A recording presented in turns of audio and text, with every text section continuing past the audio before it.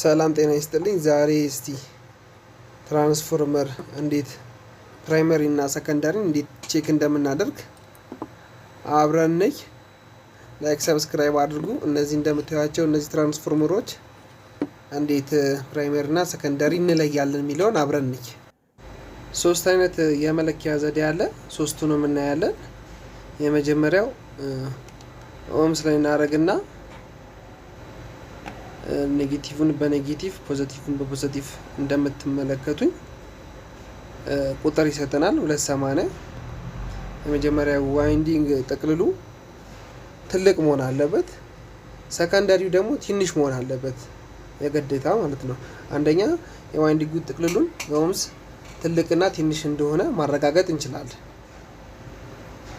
እንደምትመለከቱት 280 እና 120 ሰጥቶኛል። ስለዚህ የፕራይመሪ ነው። ሰከንዳሪውንም እንደዛው መለየት እንችላለን። ሰከንዳሪውን ደግሞ ስትይዙት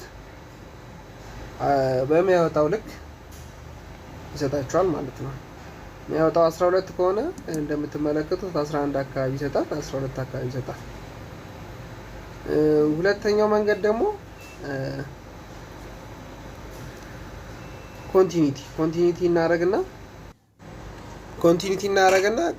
ኮንቲኒቲ ስናይ ፕራይመሪ ላይ ቢፕ ሳውንድ የለውም። ቢፕ ሳውንድ አይሰጠንም። ከሰጠን ተቃጥሏል ማለት ነው። ሰከንዳሪ ላይ ግን ቢፕ ሳውንድ ይሰጠናል። አሁን እንደምታዩት ፕራይመሪ ላይ ምንም አልሰጠኝም። ሰከንዳሪ ላይ ግን የሚሰራ ከሆነ መስጠት አለበት።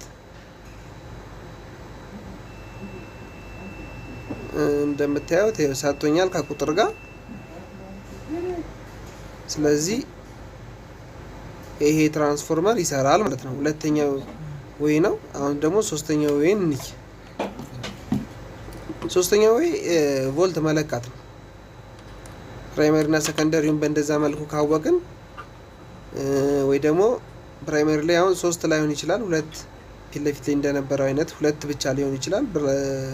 ሬድ ወይ ደግሞ ሬድ እና ብላክ ሊሆን ይችላል። እሱም ቮልት ላይ ኤሲ ላይ እናረግና እንደምትበዩት ኤሲ ላይ አርግ ያለው ፓወር ሰጠነው ቼክ እናደርጋለን ስንት እንደሚያወጣ ማለት ነው።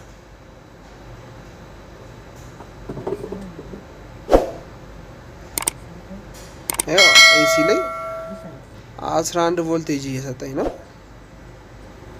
ስለዚህ ይሰራል። ላይክ ሰብስክራይብ አድርጉ። ይመቻችሁ።